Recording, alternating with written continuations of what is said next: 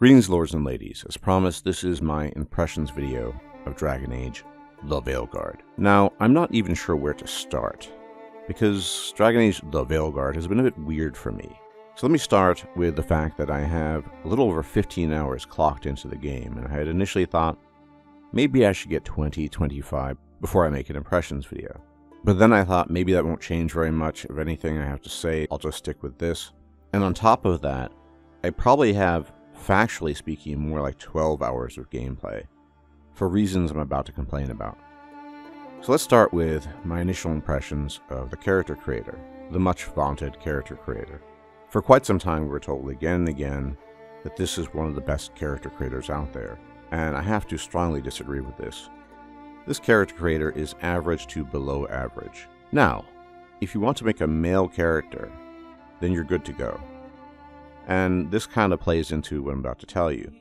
So my initial plans for this game were obviously to play a dwarf. Everyone who knows me, what I talk about, I usually play the shorties, dwarves, gnomes, halflings, in contrast to basically everybody else on planet Earth.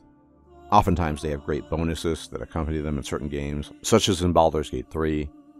But in the case of Dragon Age, in general, I've always found the dwarves fascinating. They have a unique lore that has been, in my humble opinion, too little explored compared to the other races, and I just was going to play dwarf. I just prefer dwarves in general. I will play other races, but dwarves are my go-to in Dragon Age as a setting. So, I thought, what do I want to play? I want to play a dwarf. I want to play a buxom, voluptuous dwarven warrior, a female, a woman. Of course, before even getting our hands on the game, we were shown, unfortunately, it's not possible to make buxom or voluptuous female characters. It just doesn't work. And I kind of made my peace with that. But let me put it this way. I spent close to 3 hours trying to make a cute, pretty, attractive, aesthetically appealing dwarf female, and it just wasn't really possible. And so I spent, after basically giving up, about 3 hours plus in the game, and I ended up restarting because I just couldn't look at my character. I was just too dissatisfied with her aesthetics. Now, you might think that's a bit weird. So I talked to a friend of mine, a female friend of mine who goes way back to Dragon Age as well, and I said, look, you're good with character creators, and she's playing Dragon Age The Veilguard too, albeit as an elf like most people, elves, humans, you know, the usual BS in fantasy. And I said to her, I have a challenge. Take some time out of your day if you're willing to accept the challenge. Go into the character creator and try to make an attractive female dwarf. Long story short, she tried for about 2 hours and gave up. It's just not possible. And in the span of 15 or 20 minutes, I ended up making a very cool looking male dwarf. He looks pretty chatty in my humble opinion. And that was it. And I contrast that with the amount of time I spent in the character creator with the female dwarf, and I just couldn't make it work. Now, this is a pet peeve of mine, understandably, but if you're watching my impressions, well, these are my impressions, and I'm going to talk about things that are important to me. Why was this an issue? Why could I not make an attractive, pretty-looking female dwarf? Because all the presets you had to work with, every one of them were extremely masculine. Now, I didn't spend too much time playing with the other races a little bit. It seems the options there are slightly more feminized, but in the case of the female dwarf presets, they were all hyper-masculinized, with one exception, maybe. And even there, I just couldn't work anything out there. It was just not possible. There was no magic to be cast.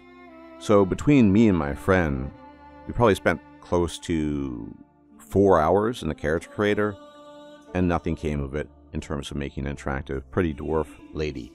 Did not work. And we already know about the bodies. It's not possible to make feminine, attractive bodies in the character creator. It simply doesn't work. So the character creator is pretty mediocre in my opinion. It didn't do what I wanted it to do, and even though in Baldur's Gate 3, for example, there aren't sliders or things of this nature, it still produced better results overall, even for dwarves. So let's move on from that. Now, in order to address something positive, something I already talked about in previous videos because it just seemed to be the case, the environments are very cool looking. They're very well done. The detail is good. They look just very, very aesthetic. I enjoy walking through them, romping through them. And that's a good thing. I appreciate aesthetics in characters, and I appreciate aesthetics in the environment. So I'm quite pleased with the environments. Let's get on to the combat, because that's a big one. I am an older guy.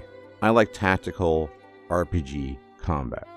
My favorite combat in Dragon Age is, unsurprisingly, the combat in Origins. Every deviation from that has displeased me more and more. So I went into this thinking, well, it is what it is. Now, my biggest gripe with the combat initially was that it is absolutely not optimized or even particularly suitable to mouse and keyboard. I eventually got around this by rebinding my keys in really extreme ways, and it's okay now. It's not amazing. But the fact that a controller is perhaps not a necessity, but strongly recommended to play through the combat in this game is a massive, massive, massive red flag to me, and it just earns automatic points docked off of the game. It's just not a good thing.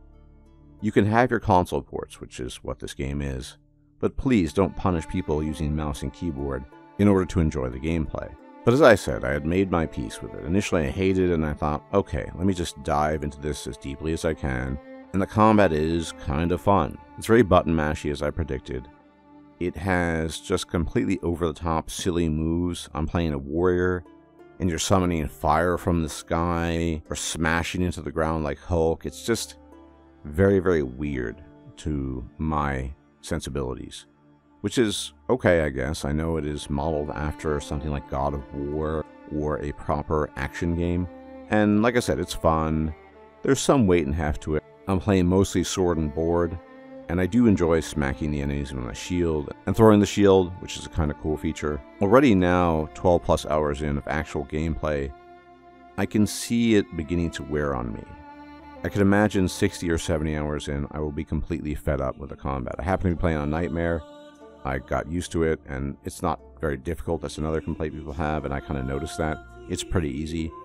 But I think after, like I said, another couple of hours, maybe even 10 or 20, I could see it getting pretty boring and repetitious. And maybe that's just because I'm playing a warrior. I heard mage is kind of more fun long term. I don't know. So the combat is okay-ish. It's decently fun, especially if you like this sort of thing. Again, I'm old school. I like tactical, pause and play, and or turn-based combat. That's my go-to. This is definitely not my thing. But it is what it is, and for what it is, it seems pretty fun, at least initially. I will let you know in a full review what I think about it in detail, but I'm having fun with it more or less, but I can see myself getting bored in the not-too-distant future, just because it's repetitious. And lack of enemy variety so far. The enemies are pretty repetitious as well, and something I've complained about a lot in previous videos, I'm going to complain about again, because you can't complain enough about this, is the Play-Doh cartoony Disney-esque appearance of the characters. I absolutely hate it. You are in a situation where you're trying to fight two immortal evil god mages who are bent on destroying or conquering the world, and I'm sorry, Play-Doh, Pixar, Disney does not fit that ambiance, that atmosphere, that setting whatsoever. I absolutely hate the art style. I will never cease hating the art style until mods arrive to change it, if it's even possible, but who knows. So yeah, you already knew this. I don't like the Play-Doh style at all. But now, lords and ladies, we have to come to the biggest elephant in the room. And again, I only have 12 plus hours of official gameplay. The writing. The writing is really, really bad for the most part. It is, in some cases, worse than bad. In some cases, I'm thinking, who wrote this? A bunch of 13-year-olds trying to craft their first story ever? Or a bunch of 12-year-olds who got their first major writing assignment and really didn't want to do it, so they put in minimal effort? That's how this game comes off. The writing is stiff, wooden, very, very on the nose. Everything feels like a sledgehammer. There's no subtlety to it. They're always giving you instructions rather than offering you an immersive conversation. Dialogues feel like they are instruction manuals where, regardless of the choices, you're simply being told what to do. Everything is about exposition in the sense that they will repeat again and again and again the same thing to make sure that you know. And the worst side effect of the writing, in my humble opinion, is that the writing is completely unimmersive. Nobody speaks this way in real life. Nobody talks to each other with these very direct manual instruction-esque cues of, you need to do this, you need to do that. Yes, that exists. Maybe your boss is telling you what to do. Maybe you're reading an instruction manual. Maybe you're trying to troubleshoot a problem for your PC. But in general, real-life dialogue works off of cues, subtlety, things you need to intuit. There's none of that in the dialogue so far. Now, I don't want to be too harsh because, again, I need to play the full game, which is something like 70 to 80 hours if you cover all the bases. But that's definitely my impression at the moment. The writing is just really juvenile and mediocre thus far for me, and this is so important. This is a deal breaker, at least to me. You will have a game that is styled as an action RPG, but the RPG elements simply cannot be carried in any game by mediocre writing. It doesn't work. It's just bad. And finally, the tone. The tone of the game is just very lighthearted, goofy even. So check out some of these scenes. You're talking to Belara in her workshop or whatever. Oh, God, damn it. Oh, no! Sorry. Just breaking things.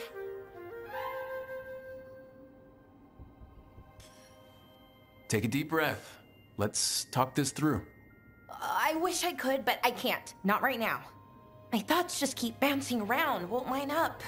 The Illuvian was easy. Once I replaced the resonance crystals, adjusted the lyrium lens, it worked fine.